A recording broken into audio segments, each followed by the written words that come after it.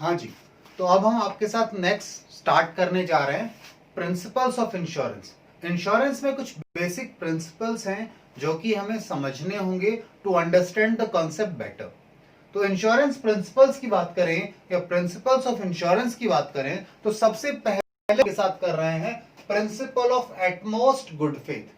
क्या कहता है ये प्रिंसिपल, क्या इंपॉर्टेंस है इसका, ये समझते हैं आपके साथ। देखिए, principle of utmost good faith कहता है कि जो इंश्योरेंस का कॉन्सेप्ट है या इंश्योरेंस का जो रिलेशन है इंश्योर्ड एंड इंश्योरर के बीच में, ये बेस्ड है गुड फेथ पर, यानी एक दूसरे पर वो विश्वास रखते हैं तभी हो रहा है। अदरवाइज कौन तो इंश्योरेंस करेगा और कौन इंश्योरेंस करवाएगा। ठीक है, तो इसमें गुड फेथ का होना, एक दूसरे पर विश्वास होना बहुत जरूरी है। तो ये प्रिंसिपल कहता है that in insurance is a contract based on faith. ठीक है, तो कॉन्ट्रैक्ट जो है इंश्योरेंस का वो फेथ पर बेस्ड है। ठीक है, फेथ है एक दूसरे पर, तभी तो हम काम कर रहे हैं, तभी तो इंश्योरेंस का कॉन्सेप्ट अप्लाई हो पा रहा है। अब आगे बात करें इस केस में, तो ये कहा गया है, जब हम फेथ की बात करते हैं तो ये समझा जाता है, ये माना जाता है that both insurer and insured will not hide any fact relating to the insurance, relating to the policy from each other। वो आपस में एक दूसरे से कोई भी चीज नहीं छुपाएंगे with relation to the insurance. ठीक है, कोई भी मटेरियल इंफॉर्मेशन जो कि जरूरी है इंश्योर्ड के लिए जानना और जो जरूरी है इंश्योरर के लिए जानना, वो एक दूसरे को वो इंफॉर्मेशन देंगे। ठीक है जी, जैसे इंश्योर्ड के लिए जानना क्या जरूरी है, साहब क्लेम कैसे मिलेगा, कोई और टर्म्स एंड कंडीशन क्या है। ठीक है, तो XYZ जो भी टर्म्स एंड कंडीशन है वो इंश्योर्ड को पहले बताई जानी चाहिए इंश्योरेंस के समय। ऐसे ही इंश्योरर चाहता है कि उसे भी इंश्योर्ड जिसका इंश्योरेंस किया जा रहा है वो सारी इंफॉर्मेशन दे, वो इंश्योरेंस के रिलेशन में, उस पर्टिकुलर इंश्योरेंस के रिलेशन में कोई चीज छुपाए ना।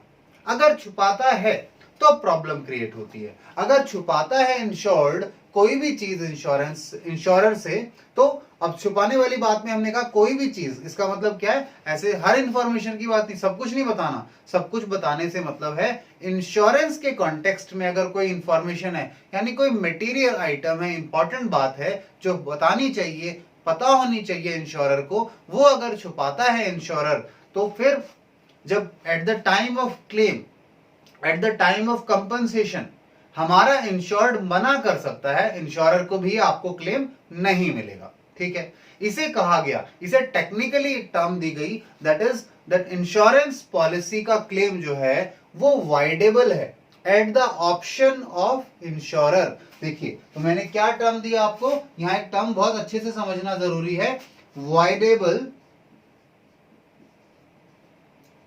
At the option of insurer.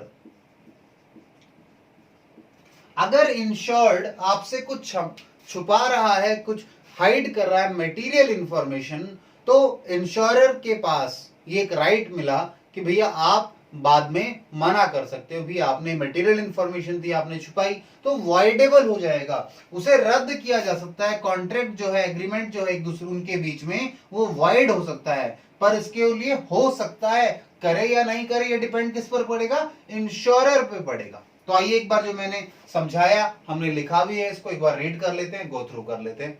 तो मैंने लिखा इंश्योरेंस क्या है, एक कॉन्ट्रैक्ट है जो कि बेस्ड है फेथ पर। ठीक है, सो इंश्योरर और इंश्योर्ड को डिस्क्लोज करना होगा, मस्ट यानी करना ही होगा, all material facts to each other and should not hide any information or fact relating to insurance from each other। ये each other दो बार आ गया, ठीक है ना, from each other। इसका मतलब ये है कि अगर कोई इंफॉर्मेशन वो हाइड कर रहे हैं तो फिर काम गड़बड़ हो जाएगा, क्योंकि विश्वास कहाँ रहेगा, फिर छुपा रहे हैं आप, वॉइडेबल हो जाएगा। ठीक है, तो अगर कोई इंफॉर्मेशन हाइड की गई है, एनी इंफॉर्मेशन से मेरा मतलब है material information.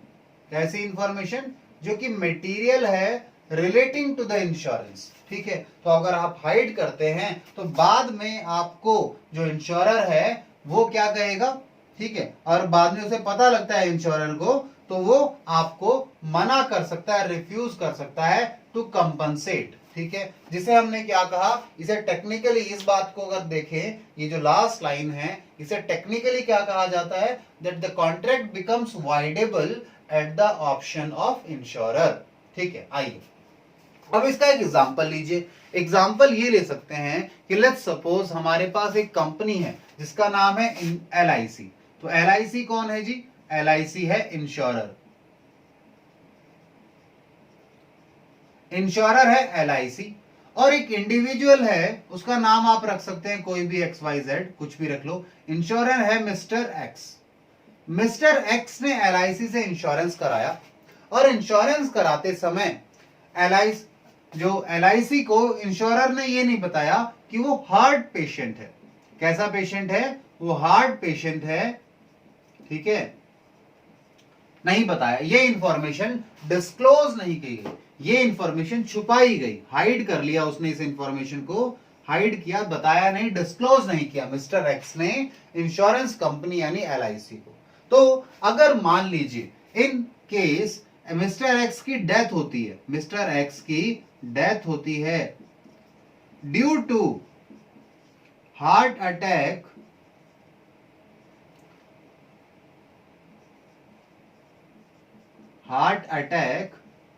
then LIC may not compensate for the claim। LIC claim को एडमिट ही नहीं करेगी, उसका कंपनसेशन नहीं देगी। ठीक है, क्यों? क्योंकि मिस्टर एक्स जो कि हार्ट पेशेंट थे, उन्होंने ये बात छुपाई। लाइफ इंश्योरेंस चल रहा है, लाइफ का इंश्योरेंस हुआ उसका, LIC लाइफ इंश्योरेंस ही करती है, तो उसने ये बात छुपाई।